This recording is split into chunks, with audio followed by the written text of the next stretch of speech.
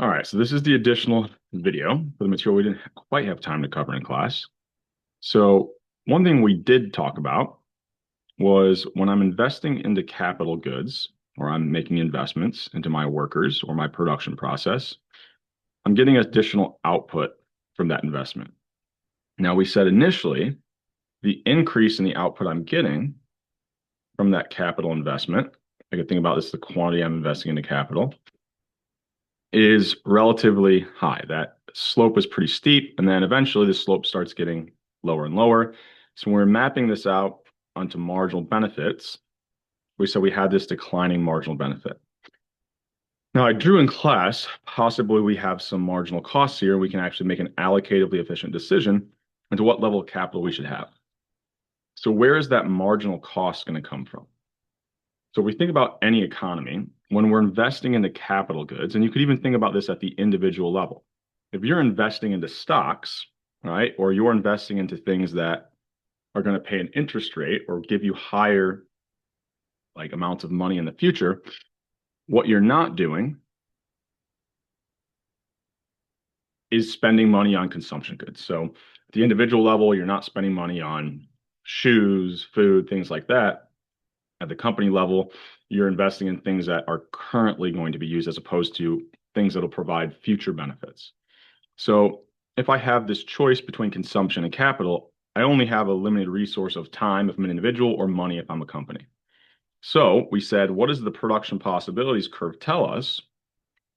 Well, essentially, every time I invest into capital, the slope of my production possibilities curve tells me the cost of that x-axis good, which is just now investment in the capital. So if my slope is getting steeper, we said that's essentially like I could map out my marginal costs, right?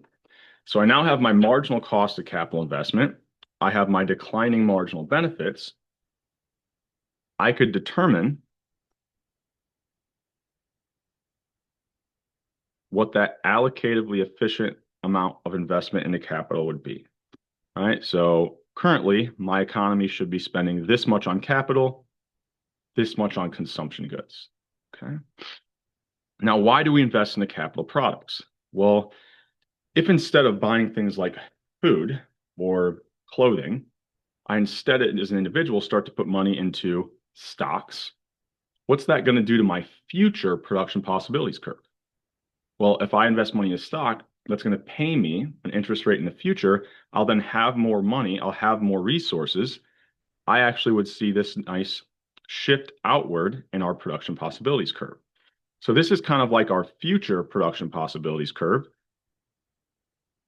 Here was kind of our current production possibilities curve. Notice if I invest in the capital currently, it doesn't change the amount of resources I have. I can only be at one of these points on the curve. But if I invest some into capital, that's going to expand my future production possibilities curves, and it allows me to get to points where I have more, not only more capital goods, I can have more consumption goods in the future as well. Same kind of thing if we put this at like the firm or the company level. If I invest more into my workers, currently those projects won't be completed. I'm still going to have the same number of like quality labor hours, but in the future, my workers will become even more productive. And so I kind of have this expansion of my production possibilities curve. Right? So that's why we want to invest into these capital products because it expands our future production possibilities curve. Okay. So if we're kind of thinking about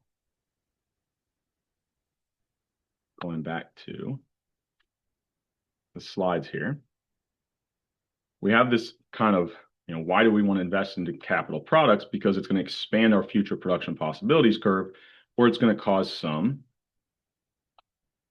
if I can get my slideshow here, it's going to cause future economic growth, right? Now, what that growth looks like, we kind of talked through in class how we get the marginal benefits. I just showed you kind of where those marginal costs come from. If we get future growth, right, current investment in the capital will pay us whatever the kind of current rate on that return to capital is. So I think it's probably easier instead of at the country level, thinking about this at the individual level. As I invest in the stocks, that's going to pay me a certain return. So same kind of idea for a country. If I invest into capital products, things that will make my workers or my current technology more efficient, I'm going to get a certain return on that investment. So I have my current GDP. That would be like my current production possibilities curve. My future GDP or my future production possibilities curve will grow by whatever 1 plus the growth rate is. And then however many years we're trying to make this prediction for in terms of in 5 years, what will our new GDP be with the current growth rate? In 10 years, what will the new GDP be given our current growth rate? Okay. So a general rule of thumb we can follow is that when we invest into these capital products, right, if we have a growth rate, approximately the number of years it will take our GDP or our investment, our current kind of level of resources to double will be 70 divided by whatever that growth rate is. So this growth rate is typically, we think of it or we talk about it in terms of a percentage. So if I had a 10% growth rate, the value I would be plugging into this function is not the percentage, but the decimal form. So a growth rate of 10% would be 0.1 in this equation. However, when we're kind of taking the number of years to double, we take 70 over whatever that growth rate is. I could probably even be a little bit more specific here as a percentage. Right? So if I have a growth rate of 10%, my investment will double or my current GDP will double in 7 years. Okay. So I have an Excel example that I have linked here. I also have it pulled up on this computer. So I just did some kind of fancy work in Excel. I made the amount invested just $1 just to kind of a quick and easy look at this. So if here's my interest rates or my growth rates, if a company invests or an individual invests into something with a growth rate of 0.02 or 2%, how long does it take for me to double my investment? So go from $1 to $2. So all I have entered in here is that growth rate formula. Take the current amount invested, multiply that by 1 plus the growth rate in decimal form to the power of how many years I'm trying to predict out. So here, in 1 year, that dollar invested, I'll have $1.02. In 2 years, I'll have about $1.04. Now that keeps increasing. If what we said was true, how long should it take my investment to double? 70 over the percentage form of that growth rate. So 70 over 2. So it should be 35 years. Sure enough, if I go down to my table, when do I get $2, right? When does that $1 invested double? At 35 years. What if instead I had a 10% growth rate? Well, the amount of years it would take to double is 70 divided by 10. So it should be in 7 years. I've got this same formula.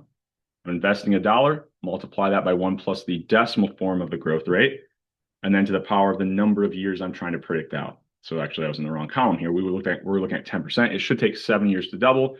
Sure enough, when does this investment of $1 become more than $2? Somewhere between 7 and 8 years. So this rule of thumb is not exact. It's an approximate, right? At 7 years, I get really close to doubling, but technically it would have to be somewhere in between 7 and 8 years. And then we could kind of continue this thought process. What if I have a 20% growth rate? It should double in 3.5 years, which sure enough, $1 becomes $2 in between 3 and 4 years here. So it kind of goes to show the power of growth rates or interest rates. So once again, growth rates are what countries are probably thinking about in terms of how long is it going to take their GDP to double. That obviously wouldn't be $1. That'd be like in billions or, trillions. However, I could apply the same thing to if I'm investing into stocks, right? And very small changes in that interest rate or growth rate. Notice going from 2 to 4%, it takes 35 years for my investment to double if it's 2%, but only 18 years if it's 4%. Okay. So that's why we want to invest in these capital products, right? Why the allocative efficient point is going to be some amount of investment into capital, right? And kind of another example I have here just to think about this is I've got some kind of S&P returns here. So I think this is some older data, doesn't have kind of the newer stuff, but on average, if I look over from 1937 to 2019, on average, the S&P 500 returns, if I had like a mutual fund tied to the S&P 500, on average, it returns 10%. So what does that mean? It means that on average, my investment will double in about 7 to 8 years. Okay. And I could play around with this, like different interest or growth rates and the different amount invested, and figure out, okay, should I be investing in the stocks, right? So even though currently I might have to spend a dollar, I can't use that dollar to buy food or clothing. I know that in 7 years, I'm going to have more resources. I'm going to have more than $1 to spend. I'll have $2. So this is kind of like we could start to get into, and we won't in this class, but like the value of time and right, will I give up current spending so that I have more spending in the future? So this is really the decision between capital and consumption goods. Individuals face it, but countries face it as well. Okay.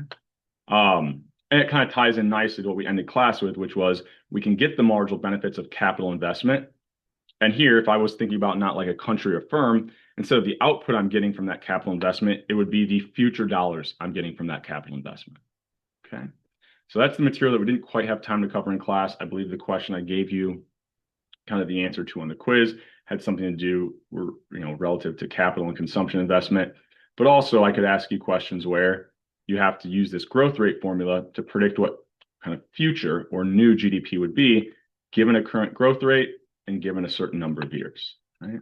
So don't underestimate the power of compound interest, right? A dollar invested, if I can get a really high growth rate, I'll double my money in just 4 years. In fact, in 13 years, if I can put money into the S&P 500 and leave it there for the next 10 years, I've now multiplied the amount of, it went from $1 to $10.